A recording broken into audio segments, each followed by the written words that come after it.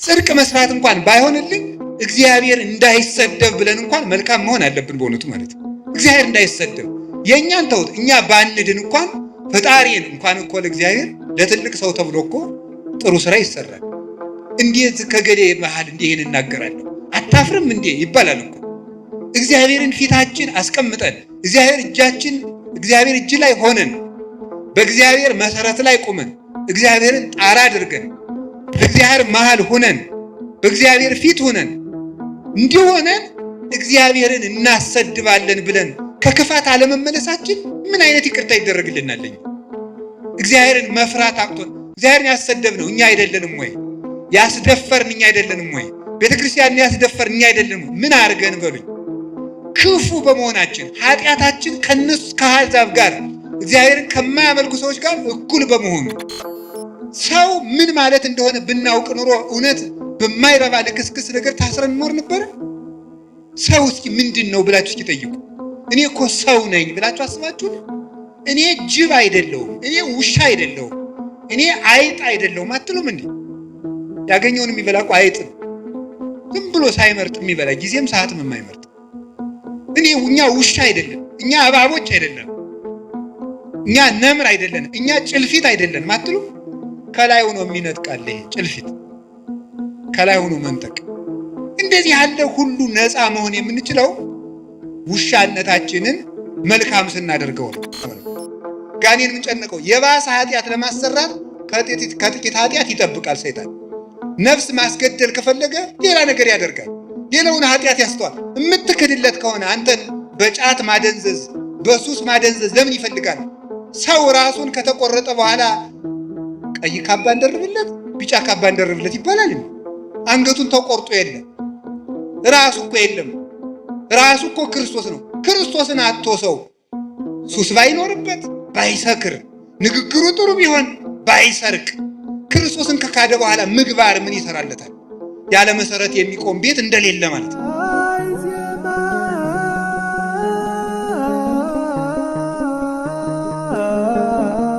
በስመ አብ ወወልድ ወመንፈስ ቅዱስ አሐዱ አምላክ። በስመ አብ ወወልድ ወመንፈስ ቅዱስ አሐዱ አምላክ። በስመ አብ ወወልድ ወመንፈስ ቅዱስ አሐዱ አምላክ። በባህሪው ሞት በመንግስቱ ሽረት የሌለበት ቅድመ ዓለም ሳይፈጠር የነበረ ዓለምን የፈጠረ ዓለምን አሳልፎ የሚኖር የአባቶቻችን አምላክ ቅዱስ እግዚአብሔር በሀብት ስቦ በረድኤት አቅርቦ በቅዱስ ቦታው ስለሰበሰበን ስሙ የተመሰገነ ይሁን። እግዚአብሔርን የወለደችልን መድኃኒታችን የተገኘባት የድኅነታችን ምስራቅ ድንግል ማርያም ወላዲት አምላክ ቅዱስ መስቀሉ፣ ቅዱሳን መላእክት፣ ነቢያት፣ ሐዋርያት፣ ሰማዕታት፣ ደናግል፣ መነኮሳት ሁሉም ቅዱሳን እግዚአብሔር ያከበረው ስማቸው የተመሰገነ ይሁን። በረከታቸው ይደርብን። የተከበሩ አባታችን መላከ ብርሃን መምህር አእምሮ የዚህ ታላቅ ደብር አስተዳዳሪ፣ የተከበራችሁ መምህራን፣ አባቶች፣ ካህናት፣ ዲያቆናት፣ ወንድሞች፣ እግዚአብሔርን የምትወዱት ይልቁንም እግዚአብሔር የሚወዳችሁ የእግዚአብሔር ቤተሰቦች፣ ምዕመናን አንድ አምላክ በሚሆን በአብ በወልድ በመንፈስ ቅዱስ ስም እንደምን ዋላችሁ? እንደምን ሰነበታችሁ? እንደምን አመሻችሁ? ኃጢአታችን ይቅር ብሎ እስከዚህ ሰዓት ያደረሰን አምላክ ስሙ የተመሰገነ ይሁን። በልቡናችን መልካም ቃል እንዲጻፍበት የቃሉን ደጅ ከፍቶ እንዲያስተምረን ቅዱስ ፈቃዱ ይሁንልን። እግዚአብሔር እንደወደደ የፈቀደውን ያህል ጊዜ እንማማራለን። የምንማማርበት ርዕስ ስለ እብድ ውሻ ነው የምንማማረው። እብድ ውሻ በሉ እስኪ እንደገና በሉ እንደገና በሉ። ስለ እብድ ውሻ እንማማራለን። መጽሐፍ ቅዱስ ላይ የተጻፈ ቃል ስለሆነ አሁን አንድ ሰው እኛ ነፍሳችን ልናድን ነው የመጣ ነው፣ ስለ እብድ ውሻ ልንሰማ አንችልም የሚል ጥያቄ እንደሚነሳባችሁ እኔም ይሄ አይዘነጋኝም። ግን ትርፍ የሌለው ቃል በመጽሐፍ ቅዱስ አልተጻፈም። መምህርም ትርፍ የሌለው ቃል አይናገርም እና እግዚአብሔር በዚህም ቃል እንድንማር ቅዱስ ፈቃዱ ይሁንልን። ሐሳቡን እብድ ውሻ ብሎ አታገኙትም። ሐሳቡን ግን የምታገኙት ትንቢተ ኢሳይያስ ምዕራፍ 56 ቁጥር 11 ላይ ታገኙታላችሁ። እሙንቱ ከመ አክልብት እለ ኢይጸግቡ፣ እነሱ እንደማይጠግብ ውሻ ናቸው። እንደ አማርኛው መጽሐፍ ቅዱስ ደግሞ እንደ ዲዳ ውሻ ናቸው፣ ዲዳ ውሻ ናቸው ብሎ ይናገራል። የማይጠግብ ውሻ፣ ዲዳ ውሻ ተብሎ ተነግሯል። እንደዚህ ተብሎ የተነገረላቸው እነማን ናቸው? እኛስ ከዚህ ለመዳን ምን ማድረግ አለብን የሚለውን ነው የምንማማረው። እንግዲህ ስለ ውሻ ተፈጥሮ በቅዱስ መጽሐፍ የተጻፈውን ጥቂት ነገር እነግራችኋለሁ። ውሻ በቤተ ክርስቲያን ለብዙ ትርጉም ነው የሚውለው። በሰይጣን ይተረጎማል። ከሃይማኖት ባፈነገጡ ወንድሞቻችን ወይም ከፍለው በሚያምኑ መናፍቃን በእነሱ ይተረጎማል። በሰይጣን ይተረጎማል። በቅዱሳንም ይተረጎማል ውሻ ማለት ነው። በምዕመናንም ይተረጎማል ውሻ። እንደዚህ ያስባለውን ምን እንደሆነ እነግራችኋለሁ። በቅዱሳን ሲመሰል ውሻ በቅዱሳን ሲመሰል አንድ መልካም ጠባይ አለው። ልሳነ ከለባቲከ ላዕለ ጸላይቱ፣ የውሾችህ አንደበት በጠላቶችህ ላይ ነው ይላል ቅዱስ ዳዊት። የውሾችህ አንደበት በጠላቶችህ ላይ ነው ይላል። ውሾችህ የሚለው እግዚአብሔርን ነው።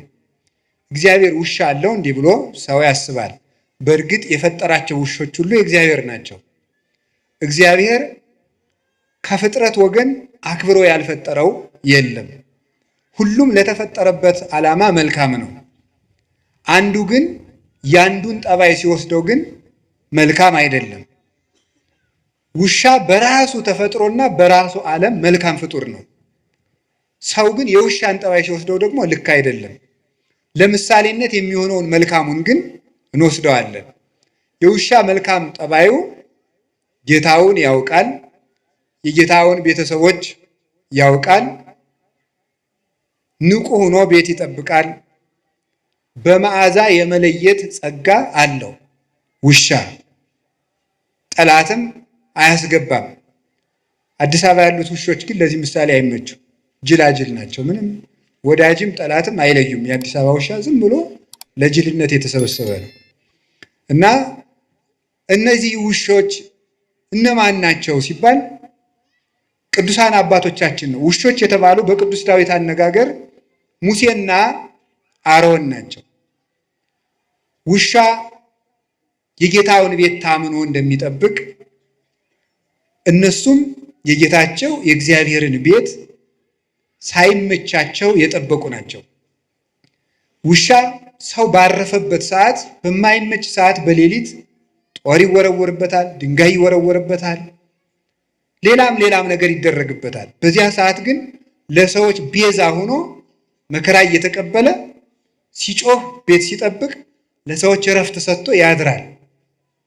ልክ እንደዚህ ሙሴ አሮን በማይመች አገር፣ በማይመች ቦታ፣ በማይመች ንጉሥ መሃል የማያምን ንጉሥ ብቻ አይደለም፣ የሚያምኑት ሲወለዱ ወንዝ የሚወረውር ጨካኝ ንጉሥ ባለበት ጊዜ የእግዚአብሔርን ብርሃን በስጋቸውም በነፍሳቸውም ይዘው ለጨለመበት ሕዝብ ያበሩ የነበሩ ለጌታቸው የታመኑ ናቸው።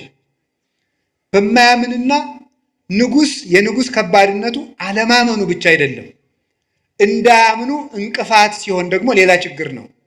እንዳያምኑ እንቅፋት ከመሆን በላይ ደግሞ የሚያምኑትን የሚገድል ከሆነ ደግሞ ሌላ ችግር ይሆናል ማለት ነው። በዚህ መካከል ሃይማኖትን መጠበቅ ታማኝ ውሻ ያሰኛል።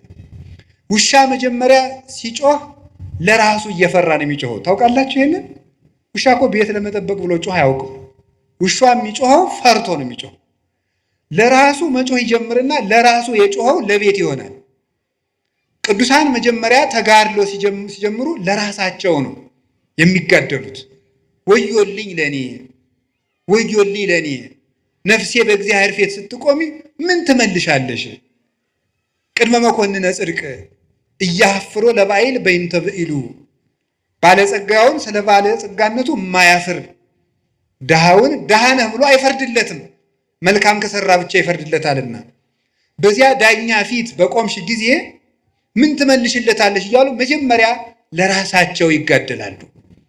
ለራሳቸው የሚጋደሉት ተጋድሎ እግዚአብሔር በእነሱ ላይ ካሳፈረው ብርሃን የተነሳ ለዓለም ሁሉ የሚተርፍ ይሆናል። እንዲህ ብሎ መድኃኒታችን እንደተናገረ ከማውቄ ይብራ ብርሃንክሙ በቅድመ ሰብእ፣ እንዲሁ ብርሃናችሁ በሰው ፊት ይብራ።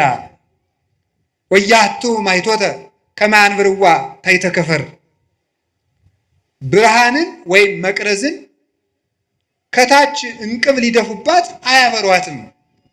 አላ ያነብርዋ ዲበ ተቋማ ወታበር ለኩሉ፣ መቅረዝን መብራትን ከመቅረዟ ላይ አስቀምጠው ለሁሉ እንድታበራ ያደርጓታል እንጂ።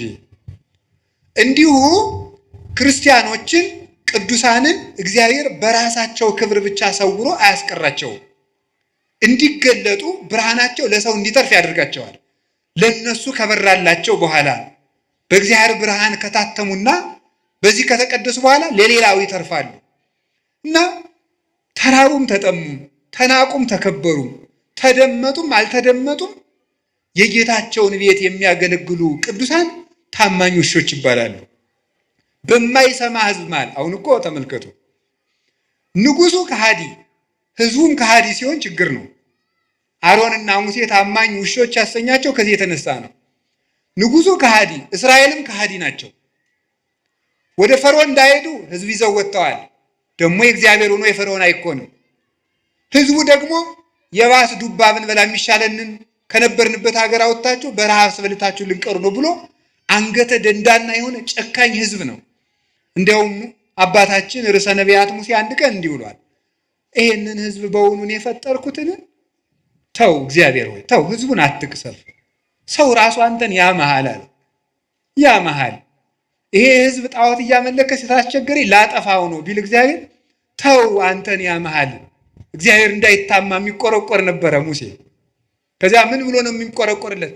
በረሃ አውጥቶ ሲያበላ ማብላት ሲያቅተው ጊዜ በመቅሰፍት ፈጃቸው ይለዋል።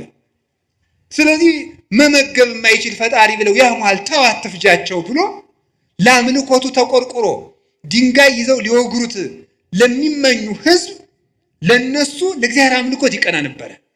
እኛ ለእግዚአብሔር እንደው አሁን እግዚአብሔር ይታማል፣ እግዚአብሔር ይሰደባል ብሎ የሚያስብ ሰው አለ? ወበእንቲአክሙ ይጸርፉ ለአሕዛብ፣ አሕዛብ ላይ ለስመ እግዚአብሔር፣ በእናንተ ምክንያት አሕዛብ የእግዚአብሔርን ስም ይሰድባሉ ይላል ቅዱስ ጳውሎስ። አስቀድሞ ኢሳይያስ የተናገረው ነው። በእናንተ ምክንያት አሕዛብ እግዚአብሔርን ይሰድቡታል። ምን ብለው ነው የሚሰዱት?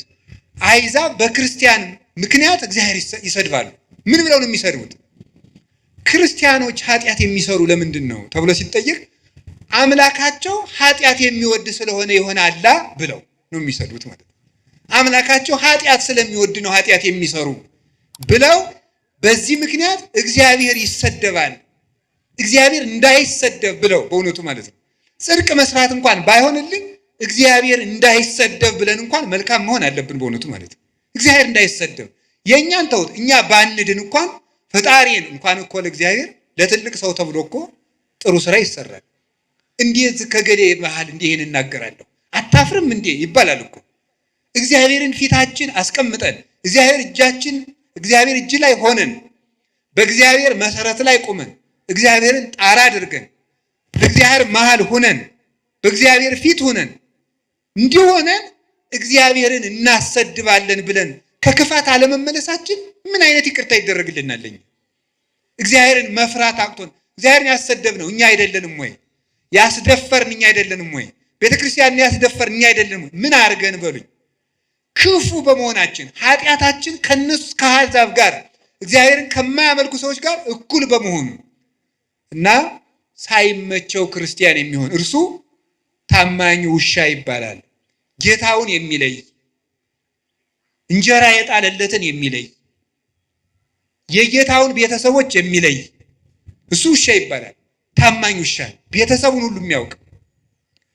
አሁን እዚህ ውስጥ አስነስቼ ብጠይቅ ሃይማኖቱን የሚናገር ምዕመን አገኛለሁ ብዬ አላስብም። እርግጠኛ ነው የምሆነው በእናንተ በእውነት ማለት ነው። እንዲሁ ለእናንተ መብቃት አያስፈልገኝም፣ እናንተንም ስለማውቃችሁ ማለት ነው። ከዚህ ውስጥ ሃይማኖታችሁ ምንድን ነው ሲበብት ብዬ ተዋሂዶ ምንድን ነው አናውቀው። እንዲሁ እኮ አሁንም እንዲህ ይገርማችኋል። የማያውቅ ሰው ማወቅም የማይፈልግ ሰው ከእንዲህ ያለ በሽተኛ እግዚአብሔር ይሰውራቸው። ታሞ መድኃኒትም ማዋጥ የማይፈልግ እዚህ በላይ ችግር አለን። እማናውቅ ለማወቅም ፈቃደኞች ያይደለን ደግሞ ድንቁርናችን ይዘን የምንመጻደቅ ተመጻዳቂዎች ለሁሉም ነገር። የዚህ ዘመን ሰውን የሚያስደንቀኝ በመሰላቸው አንዱ ለሁሉም ነገር እውቀት አለ። ምን ማለት ነው? ለሁሉም ሰው ፖለቲካም ይናገራል፣ ሊቅ ነው። በዚያም ቤተክርስቲያን ላይ ይናገራል፣ በዚያም ሊቅ ነው። የማያውቀው እውቀት የለውም። ስለዚህ ሁሉንም አያውቅም ማለት ነው። ሁሉንም ስለማያውቅ ሁሉንም አያውቅ። እንዴት ሰው ሁሉን ሊያውቅ ይችላል? እንዴት ሰው ሁሉ ቦታ ሊቅ ይሆናል? ሁሉም ቦታ እጃችሁን ታወጣላችሁ። ሁሉም ቦታ ሲኖዶስን ለመተቸትም ሊቅ ናችሁ። ጳጳሳትን ለመተቸትም ሊቅ ናችሁ። የገዳም ስርዓትም ታውቃላችሁ። ስርዓተ ካህናት ታውቃላችሁ። የዲቁናን ጠባይም ታውቃላችሁ። ስርዓተ መንግስት ታውቃላችሁ። እኔ የዚህ ዘመን ሰው የማያውቀው ሰው አለን? የማያውቀው ነገር በጣም ሊቅ ናችሁ ማለት ነው። እኔ እውነቴን ነው የምነግራችሁ። ከእንዲህ ያለ ሁሉን አዋቂነት መመለስ አለብን በእውነቱ ማለት ነው። ድንቁርና በእውነቱ ቤት ሰርቶብን ያለን። ድሮ ጥበብ ቤቷን ሰራች ነበር የሚባለው። አሁንም ቤተክርስቲያን ትለዋለች። እኛ ላይ ግን ድንቁርና ነው ቤቷን የሰራች፣ ብዙ ምሰሶዎችን ያቆመችው። በዚያም ደግሞ እየተመጻደቅን የምንኖር ጌታውን የማያውቅ ውሻ፣ ቤተሰቡን የማያውቅ፣ ስለ ቅዱሳን አባቶቻችን እውቀት የሌለን፣ ስለ ታሪክ እውቀት የሌለን፣ ስለ ሃይማኖት እውቀት የሌለን፣ ስለ ዘመኑም እውቀት የሌለን፣ ስለ ራሳችንም እውቀት የሌለን ሰው ከዚህ ሁሉ እንዴት የእውቀት ድንግልና ይኖረዋል? ሰው እኮ ሃይማኖቱን ማወቅ አለበት። አንድ ቤተ ክርስቲያኑን ማወቅ አለበት። ሁለት ታሪኩን ማወቅ አለበት። ዘመኑን ማወቅ አለበት። ራሱን ማወቅ አለበት። ሰው ምን ማለት እንደሆነ ብናውቅ ኑሮ እውነት በማይረባ ልክስክስ ነገር ታስረን እንኖር ነበረ? ሰው እስኪ ምንድን ነው ብላችሁ እስኪ ጠይቁ። እኔ እኮ ሰው ነኝ ብላችሁ አስባችሁን? እኔ ጅብ አይደለሁም፣ እኔ ውሻ አይደለሁም፣ እኔ አይጥ አይደለሁም አትሉም እንዴ? ያገኘውን የሚበላ እኮ አይጥ ነው። ዝም ብሎ ሳይመርጥ የሚበላ ጊዜም ሰዓትም የማይመርጥ። እኛ ውሻ አይደለም፣ እኛ እባቦች አይደለም፣ እኛ ነምር አይደለንም፣ እኛ ጭልፊት አይደለንም አትሉም? ከላይ ሆኖ የሚነጥቃል ይሄ ጭልፊት፣ ከላይ ሆኖ መንጠቅ። እንደዚህ ያለ ሁሉ ነፃ መሆን የምንችለው ውሻነታችንን መልካም ስናደርገው ነው። ታማኝ ውሻ እንድንሆን አምላከ ቅዱሳን ይርዳን። ውሻ ቤተሰቡን የሚያውቀው በመዓዛው ነው። ጌታ በቅዱስ ጳውሎስ አድሮ እንደተናገረ እንዲህ ይላል፣ ንሕነሰ መዓዛሁ ለክርስቶስ ንሕነ አለ ቅዱስ ጳውሎስ። እኛ የክርስቶስ መዓዛ ነን። እስኪ በሉ እኛ የማን መዓዛ ነን? ምን ማለት መሰላችሁ? ሊቃውንቱ ሲተረጉም ልብስ በመዓዛው ይታወቃል። የዛሬ ልብስ እንኳን ብዙ አይታወቅም። ለዚህ ምሳሌ የምንመች የገጠር ልጆች ነን። የገጠር ልጆች እናትና አባቶቻችን ሽቱ ስለማይረጩ የእናታችን ወዝም የአባታችን ወዝም እናውቃለን። ይሄ የአባባ ጋቢ ነው፣ ይሄ የማማ ጋቢ ነው። የከተማ ሰው ግን ሁሉም ሽቱ ስለሚረጭ አይታወቅም የማን ወዝ እንደሆነ ማለት ነው። ልብሱም አይታወቅም። ይሄን እንኳን ችግር የለውም፣ ኃጢአታችሁ አይደለም። ይሄ ዘመን አሰልጥኖላችሁ ነው ማለት ነው። እኛ ግን የአባታችን ወዝ ምን እንደሆነ እናውቀዋለን። ሲቆፍር ያፈሰሰው ወዙ። የማማን ወዝ እናውቀዋለን። ስትጋግር የኩበቱ ጢስ በሱ እናውቀዋለን። ይሄ እናቴ ጋቢ ነው እንላለን ማለት ነው። ከዛ ሊቃውንቱ በዚህ ነው የተረጎሙት። ይሄ ይትባህል ካልገባን መጽሐፉም አይገባም። ምንድነው መዓዛ? የክርስቶስ መዓዛ ነን። ልብስ በመዓዛው እንዲታወቅ እኛም የክርስቶስ መታወቂያ ነን ማለት ነው ይላሉ። እኛ የክርስቶስ መታወቂያ ነን።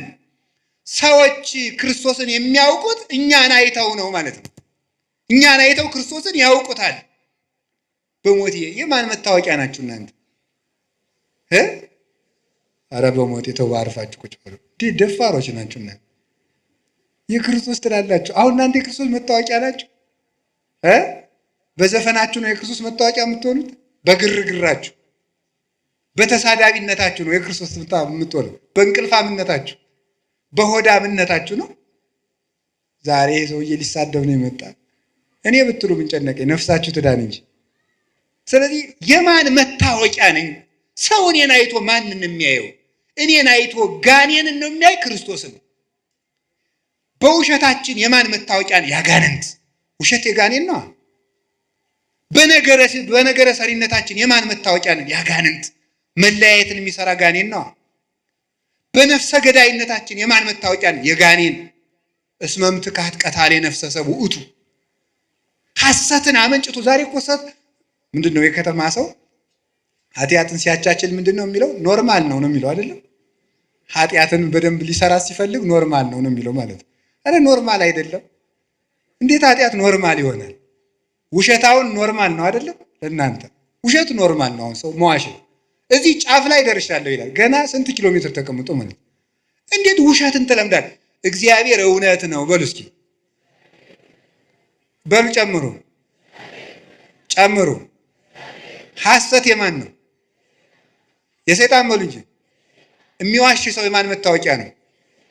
ከዚህ በኋላ ብትዋሹ የማን መታወቂያ ናቸው? ሰይጣንን መምሰል የምትፈልጉ የሰይጣን መታወቂያ ይታተምላችኋል። ዋሹ። ክርስቶስን መምሰል ከፈልጋችሁ እውነተኞቹ ነው። በየትኛውም ነገር አትዋሹ። ለምን ዛሬ አትሞቱም? ውሸት መቆም አለበት። ይህ የኛ ማዛ አይደለም።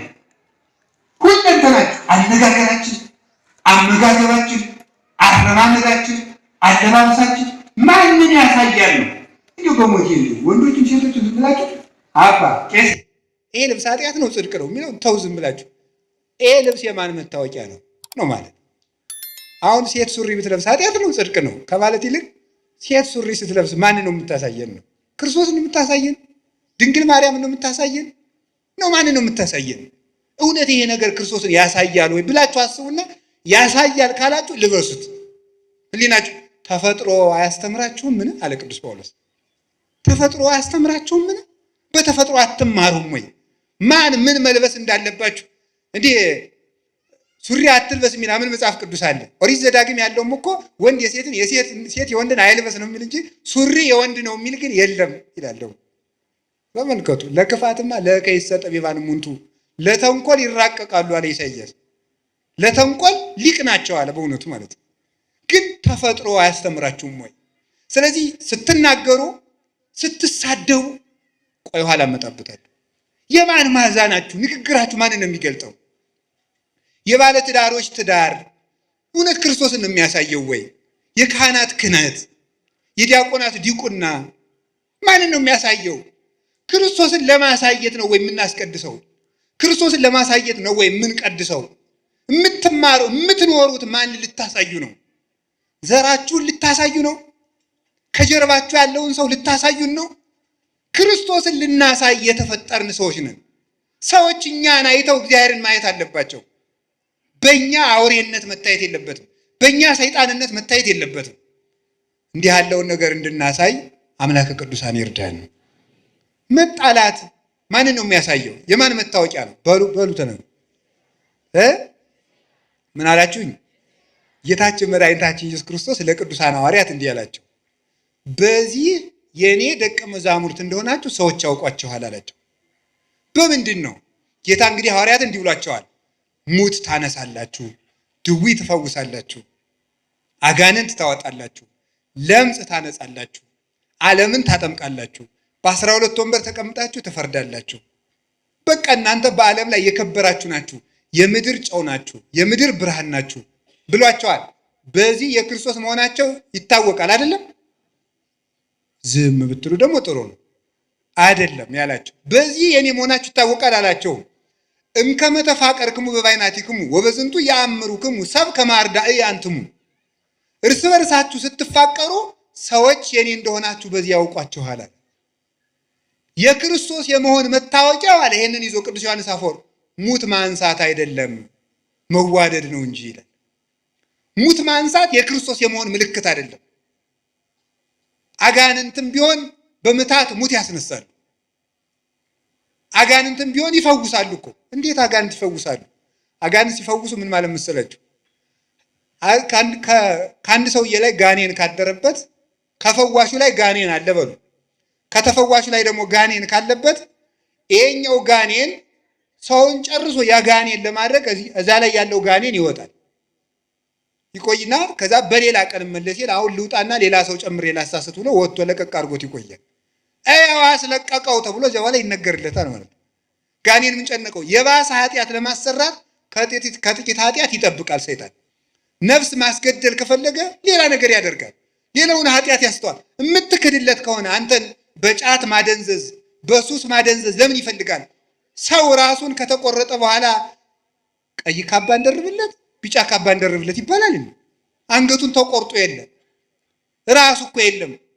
ራሱ እኮ ክርስቶስ ነው። ክርስቶስን አጥቶ ሰው ሱስ ባይኖርበት፣ ባይሰክር፣ ንግግሩ ጥሩ ቢሆን፣ ባይሰርቅ፣ ክርስቶስን ከካደ በኋላ ምግባር ምን ይሰራለታል? ያለ መሰረት የሚቆም ቤት እንደሌለ ማለት ነው። ስለዚህ ሰይጣን የባሰውን ኃጢአት ለማሰራት አንድ መፍትሄ ይሰጣል። የማይረባ መፍትሄ ቆይቶ ግን ይይዘዋል። ምንድን የሚያደርገው? መጨረሻ ላይ የፈወሰው ሰው ጥገኛና አጨብጫቢ ሆኖ እንዲቀር ያደርገዋል። የክርስቶስ ተከታይ አያደርገውም። መመኪያ ሁሉ ያ ፈወሰኝ የሚለው ሰው እንዲሆን አድርጎ ነው የሚያኖረው። ገንዘቡም ለዚያ እንደጨረሰ፣ ጉልበቱ ለዚያ እንደጨረሰ ይኖራል።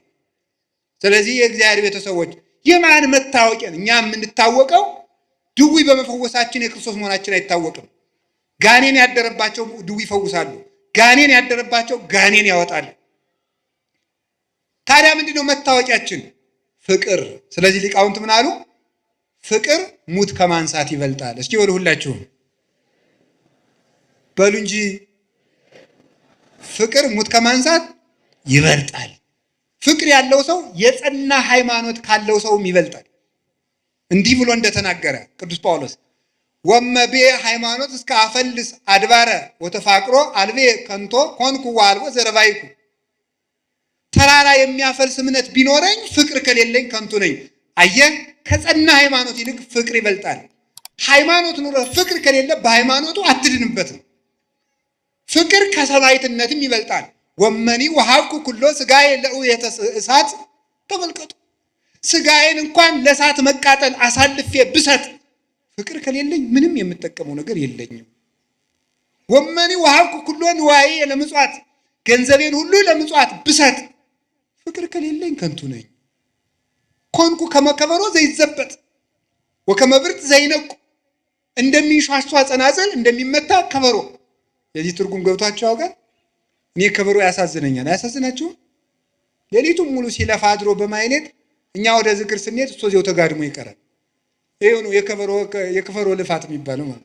ጸናቅል ሌሊቱን ሙሉ ቀጭ ስትል አድራ እነ የኔታ መርጌታ በዋንጫ ስለ ቅዱስ ሚካኤል እያሉ ሲጠጡ ከበሮ ጸናጽል እዚያው ሸዋ ብላ ትቀራለች። ምን ማለት ነው? ስለዚህ ፍቅር የሌለው ሰው አንገቱ እንደ ቀለበት እስከሚቀጥን ድረስ ቢሰግድ እንኳን ከለፋበት ስግደት የሚያተርፈው ነገር የለውም ማለት ነው። ምንም መስዋዕት ቢያቀርብ ቤተ ክርስቲያን በዕንቁ በወርቅ ቢሰራ፣ ለምን ወርቅ አይኑን ግድግዳ አድርጎ ቤተ ክርስቲያን ለምን አይሰራም? ለምን ገዳም አይሰራም? ለምን አብነት ትምህርት ቤት አይሰጥም? ልጁን እንኳን ቢገብር ለምን አንገቱን ቆርጦ አይሰጥም? ፍቅር የሌለው ሰው ሰማዕት ቢሆን እንኳን አይጸድቅም። ሰማዕት ሆኖ ቢሞት እንኳን ማለት ያልታረቀ ሰው የገጠር ሰው እንዲህ ይላል፣ ሰው የገደለው ሰው ይጸድቃል ይላል። አይጸድቅም። ሰው የገደለው ሰው ይጸድቃል። ሰው ስለገደለ የምትጸድቅ እንዳይመስል። ሰው የገደለው ሰው እንደሚጸድቅ ሰውየው አንተን ስለገደለ ይኮነናል እንጂ ሰውየው አንተን ስለገደለ አንተ አትጸድቅም። ሁሉም ስራውን ተሸክሞ ይቆማል። ሁሉ ጾሮ ይጸውር። ስለዚህ እኛ የክርስቶስ መዓዛ ነን። ውሻ የጌታውንና የቤተሰቡን መዓዛ ለይቶ ያውቃል። እኛም ትክክለኛ የእግዚአብሔር አገልጋዮች የቤቱ ጠባቆች ከሆን መጀመሪያ መዓዛችን እንለይ። ኦርቶዶክሳዊ መዓዛ ይኑረን። ከደመቀበት የምንዘፍን መሆን የለብንም። እንደ ጎርፍ የምንነዳ መሆን የለብንም። የራሳችን ባይታዊ፣ የራሳችን ሰባኪ፣ የራሳችን መነኩሴ ሊኖረን አይገባም።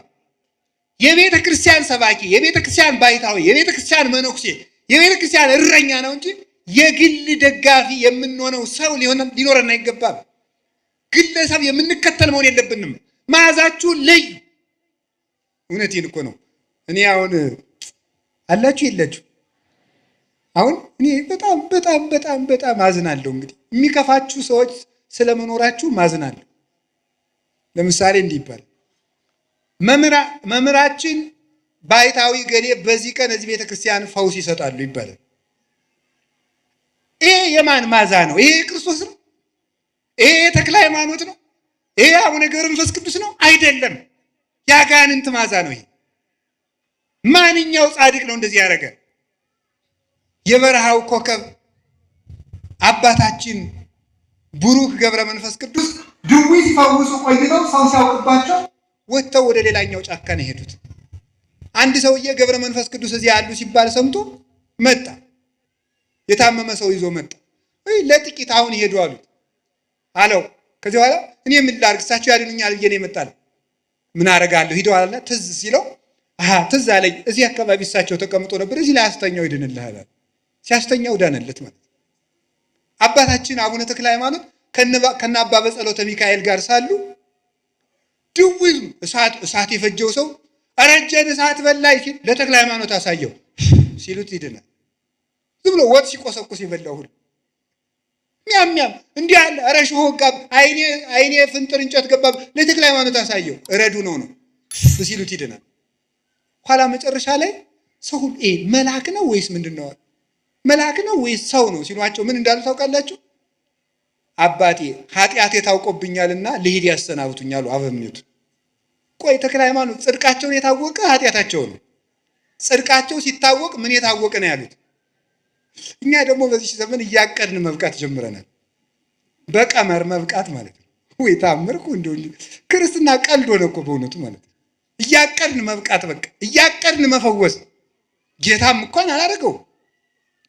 ኋላ ብለንስ ደግሞ ኧረ ተው እንዲህ አታድርጉ ተው ሲባል ደግሞ ሰሞኑን አንድ ባይታው እየተናገሩትን ልንገራቸው። መቼስ እንግዲህ ደግሞ እናንተ የምትሉትን ማውቀዋለሁ በሉኝ። ቀንተህ በሉ ችግር የለም በሉ መቀበል። ከዚያ ምንድን ነው መስሎ እንዲህ ተሳስተዋል እርስዎ። እሳቸው አጋንንትን በአጋንንትን የሚያወጡ ሐሰተኛ ባይታዊ ናቸው ካሏችሁ አሉ። እሺ በስራዬ መኑ በሏቸዋል። በማን መኑ? ወይ መድኃኒዓለም። በስራዬ መኑ ማለት የሚችል እኮ እግዚአብሔር ብቻ ነው። ክርስቶስ ብቻ እኮ ነው። ፍጡር እኮ ስራ አለኝ አይልም። እኔ ለተክለ ሃይማኖት በላይ አብነት የለኝም። እሳቸው ምን እንዳሉ እንገራቸው። 99 ዓመት መከራቸውን አይተው ከመላእክት ጋር አጥነው መጥተው ምን እንዳሉ እንገራቸው። እኔ ዓለሙን አብርቼ ለራሴ ጨልም የቀረው ዓለምን አጣፍቼ ለራሴ አልጫውንኩ ስራ የሌለኝ ጎደሎ ነኝ። በፈጣሪ ፊት በቆምኩ ጊዜ ምን እመልስለታለሁ ነበር ያሉ። የዛሬዎቹ ደግሞ ስራዬን እመኑልኝ ይሉናል። እነዚህ ታናናሽ ክርስቶሶች ናቸው። የሐሰተኛ መሲህ መንገድ ጠራጊዎች አይደሉም። የማን መዓዛ ነው የሚሉት? ማጨብጨብ እልል ማለት። እኔ በመምህር አምላክ ይዣቸዋለሁ። ከዚህ ጉባኤ መጨረሻ ላይ እንዳታጨበጭቡ፣ ጉባኤው እስከሚያበቃ ድረስ ማለት ነው። ማጨብጨብ፣ መደለቅ፣ ሲመርቋችሁ ማጨብጨብ፣ ሲረግሟችሁ ማጨብጨብ። እንዲሁ ችግር እኮ ናችሁ እናንተ እኮ መምለክ እንጂ ማስተዋል አለብን። ከውሻ ማነስ አለበት ሰው እንዴ? ውሻ የጌታውን መዓዛ ያይ። ይሄ የማን መዓዛ ነው አትሉ? እስቲ በሞቼ ይሄ የማን መዓዛ ነው በሉ እንጂ። አዎ የማን መዓዛ ነው? የተክለ ሃይማኖት ነው? የእንጦንስ ነው? የመቃርስ ነው? የዮሐንስ አፈወርቅ ነው? የቄርሎስ ነው? በሉ እስኪ ይኸው ቀንታችሁ። ይህ ቅናት ብቀና እንደው በቅዱስ ቄርሎስ አልቀናም እንዴ? ሞኝ ስንት የሚያስቀና ነገር ሞልቶ ጋር የነዚህ በወደል መቁጠሪያ በጨፈጨፈ ቀናለሁ እንዴ? እኔ የምቀናው በቅዱስ አትናቴዎስ ነው። አሁንም እርግጠኛው ደግሞም ልንገራችሁ፣ ሰው ሁሉ መንግስተ ሰማያት እንዲገባ ተፈቅዷል እንጂ ሰው ሁሉ ጤና እንዲኖረው ያላችሁ መጽሐፍ ቅዱስ ማለት ሰው ሁሉ ይፈወሳል እንዴ? እንዲያ ከሆነ እግዚአብሔር ተመልከቱ። ጋኔን ትዳር እምቢ ብሎኝ አባቴ ገርግር አለብሽ ትዳር እምቢ ብሎኝ አይነ ጥላ አለብሽ በጊዜ ብታገቡ ይሻላችኋል ገርግር እያላችሁ የምትጃጃሉ እኔ እውነቴን ነው። ቀድሞም ቢብዛችሁ ውስጥ ሚስትሉ ኑራችሁ እድሜያችሁ አለፍ ሲል ገርግር። ይህ ነውር ነው በእውነቱ። ጋኔን የለባችሁም። ራሳችሁ ጋኔን እንዳትሆኑ ልቅ እኔ ጋኔንት አለብኝ አትበሉ። አዛኘን ቆይ ልንገራችሁ፣ ክርስቲያን ጋኔን አለብኝ አይል። አነ ዘክርስቶስ እኔ ክርስቶስ ነኝ በሉ እስቲ በሉላችሁ። ክርስቶስ ባለበት ሰይጣን አለ? ጋኔን አለብኝ ብላችሁ እንዴት ራሳችሁን እጅ ትሰጣላችሁ? ለሰይጣን ራሳችሁን ትሸጣላችሁ እንዴ? ስለዚህ እግዚአብሔር ቤተሰቦች ልብ ሊኖረን ይገባል። ያስተማረን እግዚአብሔር የተመሰገነ ይሁን። ሌላ ቀን እንጨርሰዋለን። ወስብሐት ለእግዚአብሔር።